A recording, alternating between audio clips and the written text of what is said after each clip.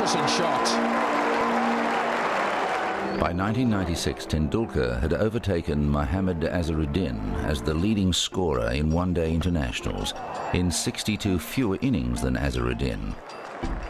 He's been the one batsman that has dominated this sort of era, and I think he may go on to dominate eras to come as well, depending on how long he can play for.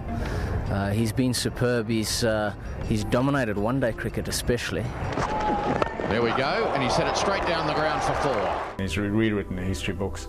He's done absolutely brilliantly all over the world, and you just have to look at him, and he's clearly one of the all-time legends. And this is 50. Good knock by young Tendulkar. I've never seen Sachin sort of struggle against any particular kind of bowlers apart from Ashley Giles for some reasons, or Ray Price. And yeah, that's really his greatness, that he's perhaps the most wholesome batsman of his age. You know, Lara and Tendulkar are the two greats of the era, but Lara has had ups and downs, which Sachin never has. Gone. Outstanding shot from Tendulkar.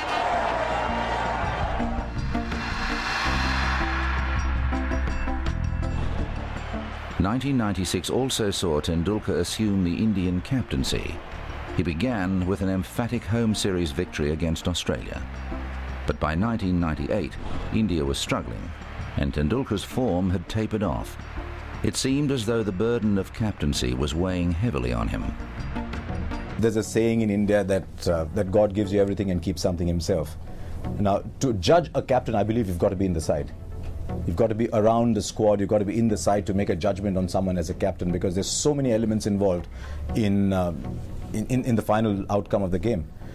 But I thought he was too stressed as a captain. I spoke to him around that time as well, and I could sense he was very stressed in that role, and it's just started at some point to take a toll on his batting. So maybe he was just destined to be a great batsman and not be among the all-time great captains, but if you're destined to be as good a batsman as he is, then everything else pales anyway. Relieved of the captaincy, Tendulkar again found form. Between March 1998 and July 1999, he made 10 one-day centuries and 5 test match centuries.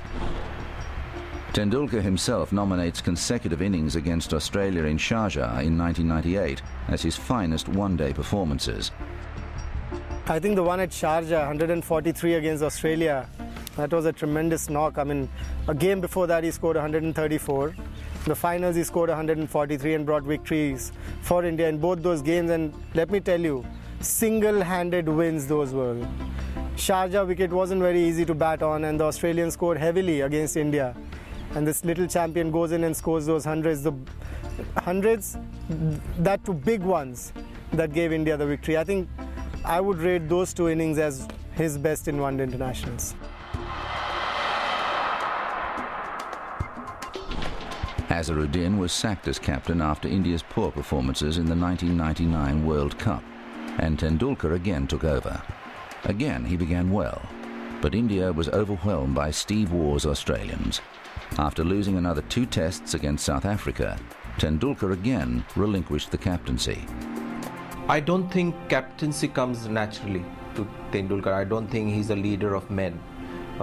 He's always been this, young kid, tremendously talented, who should be playing for somebody else. Somebody else takes care of everything, and you just go out there and bat for us and get us those 350, 400 runs.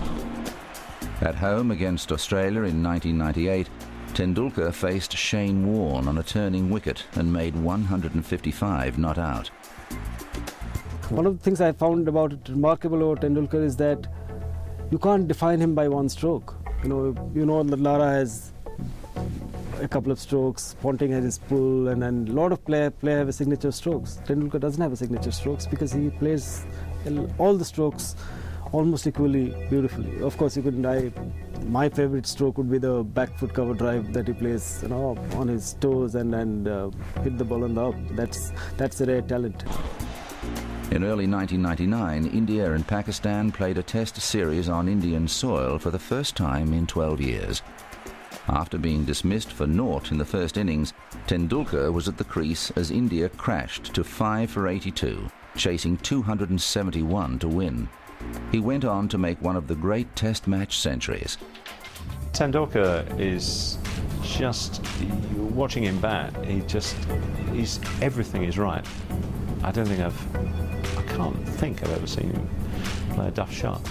You know, you see batsmen get it wrong every so often, maybe they just don't read the conditions, but with Tendulkar, he just gets it right every time. It's like he's read the script.